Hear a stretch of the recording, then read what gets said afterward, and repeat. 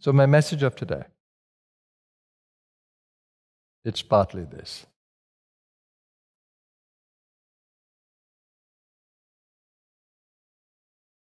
You live in an animal body. You wake up tired every day from sleep. Realize that it's aging in you. The best thing you can do is to keep it rejuvenated as much as you can. Rejuvenate. Make young again. Make youthful again, rather. The genes are so designed, cells are so designed that they age, they deteriorate. Have you seen? Have you seen? Look at your face from a child to where it is now. Look at the hair, look at the skin, look at the eyes, look at the bones. Observe. Look at the stomach. Look at all the faculties. You live in an aging body. As much as you try to rejuvenate it, you can only do so optimally, to the best, under the circumstances. More importantly,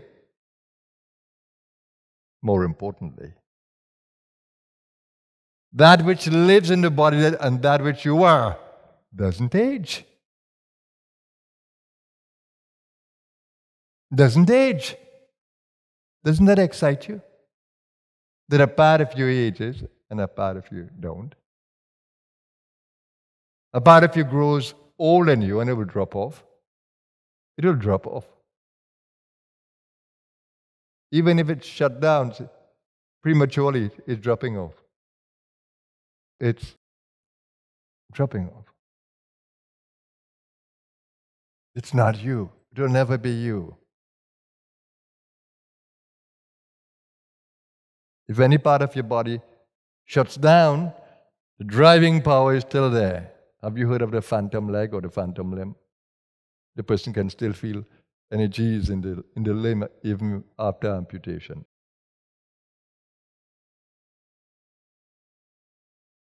Because another part is there.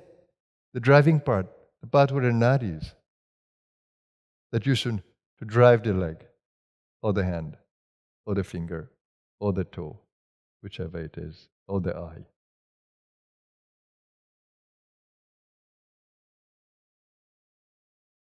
So you have an immortal body inside here, and that's why we repeat this Mahamrityunjaya mantra.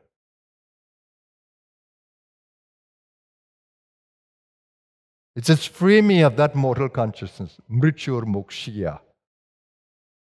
Free me of that death consciousness.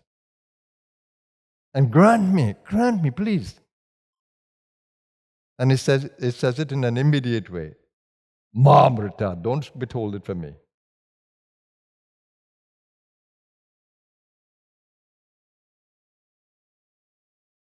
It's saying, grant me immortal consciousness, so that I may know my immortal self. I may know the driver within the body. You have a driver within the body. Isn't that a joy that you can drive this animal from inside?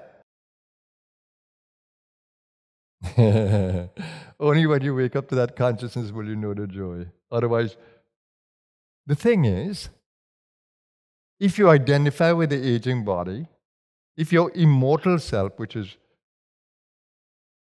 non-aging, identifies with its mind and emotion with the human body and the aging factor, you will say, I am aging. But if you don't identify with it and you can feel the difference between your immortal body and your physical body, you will say, my body is aging, not me. Which one do you say?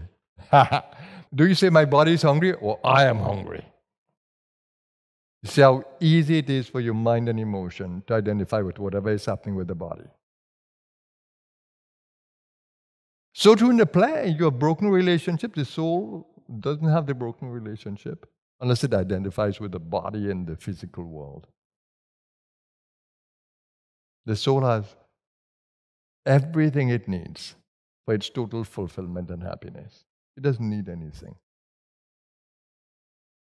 The soul is self-sufficient. It has everything. It has all the love in the world that we are seeking, ignorantly. It has all the peace. It has all the pranic nourishment. Breatharians do that. They live simply on prana. They learn how to fine-tune the physical body through the pranic body and nourish the body through pranas. The body is amazing. With its 98% DNA that we don't know about, it can nourish itself without food. We have untapped DNA that we know nothing about. But we think we know everything about the body with the little we know. See, a little knowledge can be a dangerous thing. That's how we think. We're using chemo to deal with cancer, when we should use good lifestyle,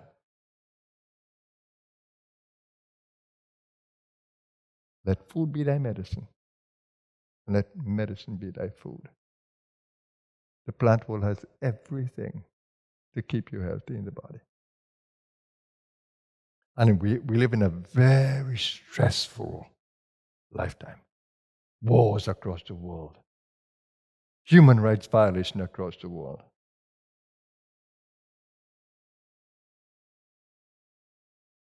Damaging the earth without a care for its ecological nature.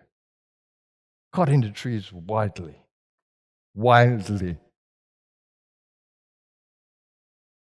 Destroying animal species when all are important.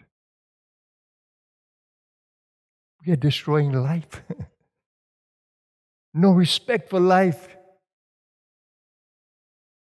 Not a human life. No, all these beautiful creatures that adorn the earth. We destroy them. Simply for our own pleasure and pursuit of power. When would we stop? But it's a yuga. We are caught in the yugas, in the play of the yugas, so darkness has to come. But you be wise. Don't identify with the aging body as, I am hungry, I am aging, I am growing old. And those to be so focused on the bodies, but it's only cosmetics that you're using to stay alive. The Botox and the other things that we use. No, to look beautiful. No, don't mask it. Learn to thrive. Learn to nourish your body with the pranas. Learn to let it grow old gracefully. There's beauty in aging when you understand that aging is of the body and I can shine the light of the soul in and through the body. And aging looks marvelous. The wrinkles look beautiful. The gray hair looks beautiful. The body shines even at 90 or 100. Have you seen in some centenarians? They're so excited about life. Their eyes shine. The body thrives.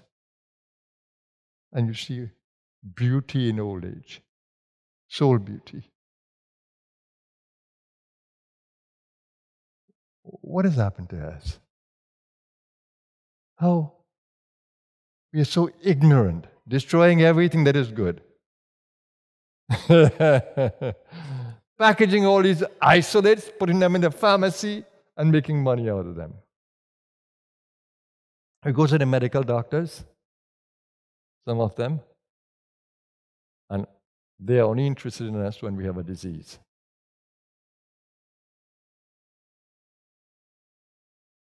Otherwise, they don't give us much time if we just want to chat a little bit. No, they send us straight to the pharmacy very quickly. And then they're quick to cut out something from inside of us. They make money, right? And hospitals need to make money too, right? So the more surgeries they have, better for them, right? And the more prescriptions they have, better for them, right? They need patience, right? Oh my goodness, what a world. Normally a doctor be your friend and sit with you and teach you better lifestyle and teach you how to live better and let the money come by doing that. Keeping people healthy, keeping them thriving, providing the right things for them to eat, showing them how to do it. They'll make all the money in the world if they can really keep us healthy and prevent disease. We don't need disease. We need prevention of disease. See how our worldview is skewed? And war for peace.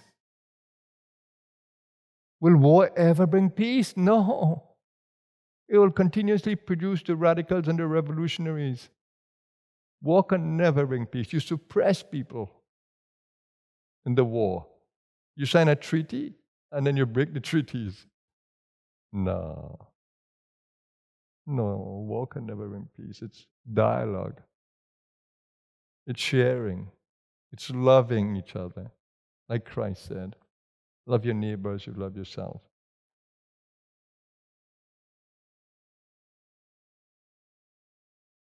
So it's extremely important to understand all that you are and to know that a part of you is immortal and a part of you is mortal.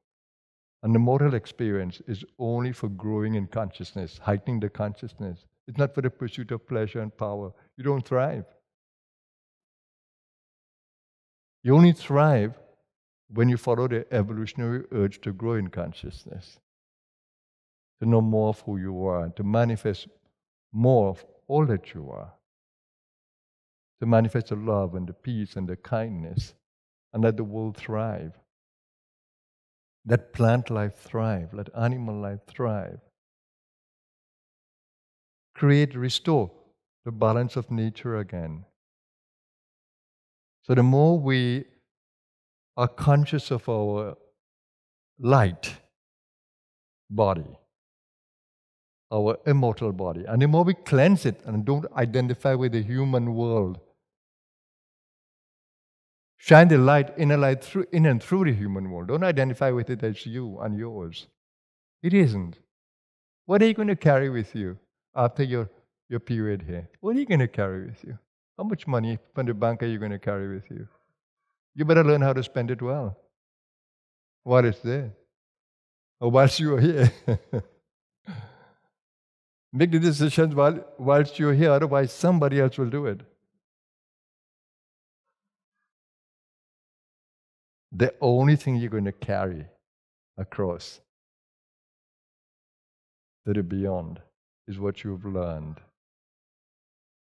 The merits that your soul has gained. The good habits that you've cultivated, the good attitudes. Nothing material you're going to carry. And all the sons and daughters and spouses and everything will change the next time around. You only carry those whom you've really bonded spiritually with.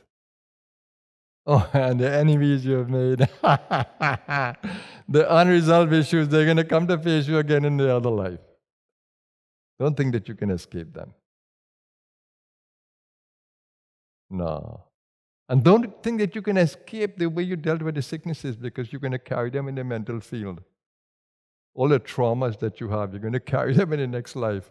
And they will appear in the body again. So you better clean those traumas now.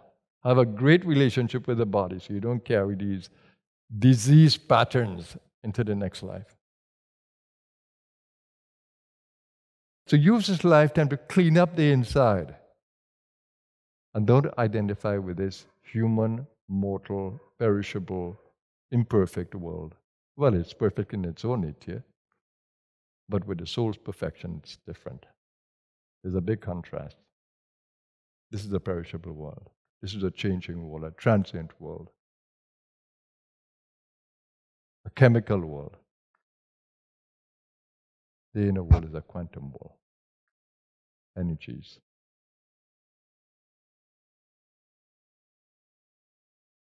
And so the best learning you can get is that which distinguishes your body of light from your mortal or body of matter.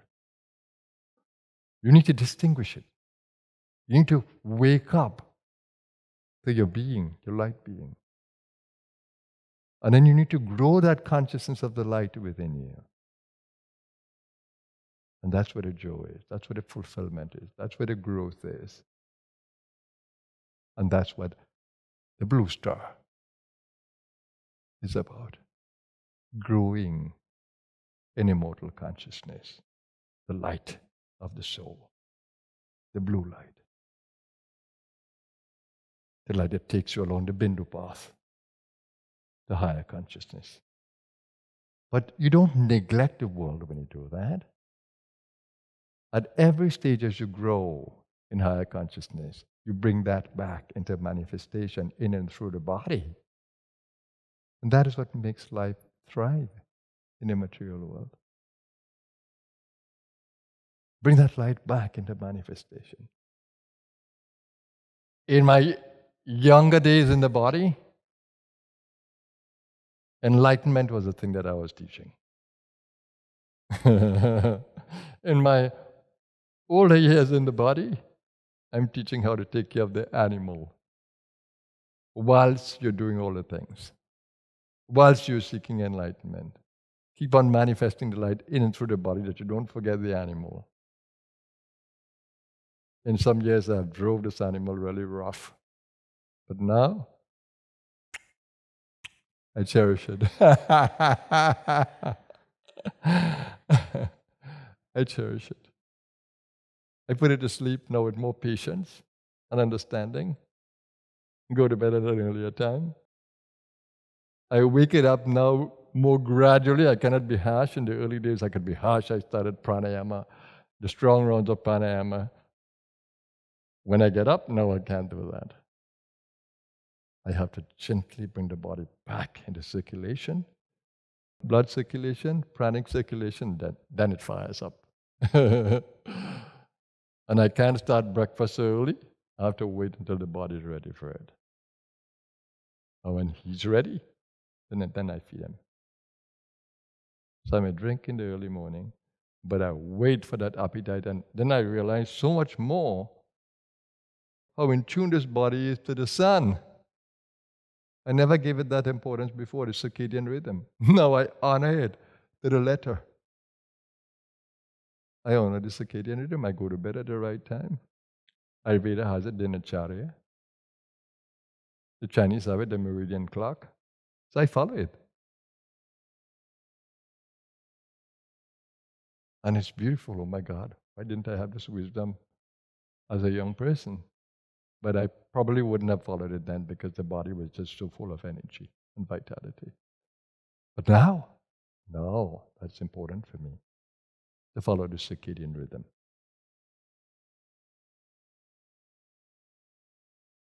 Wisdom of life. That's what we try to teach at the Blue Star.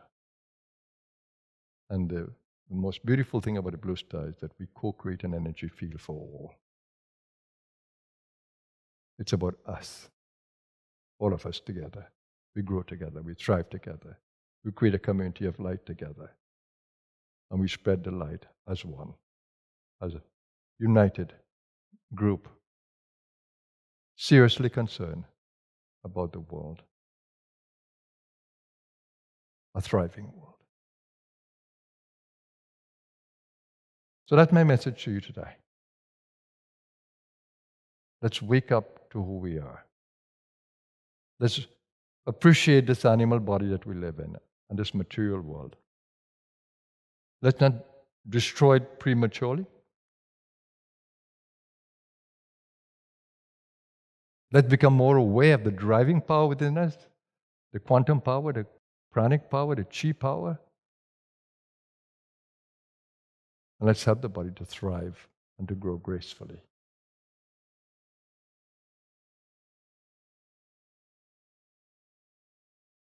As we grow more and more in consciousness under the guidance of the evolutionary power. Let's strive together. That's the way of the Blue Star. Let's strive together.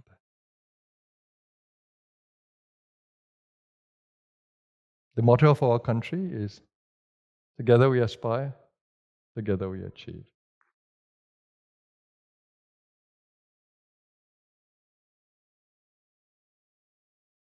That's our motto too.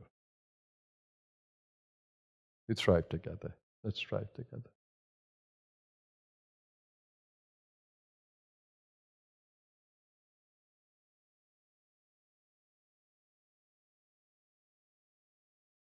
So thank you, everyone, for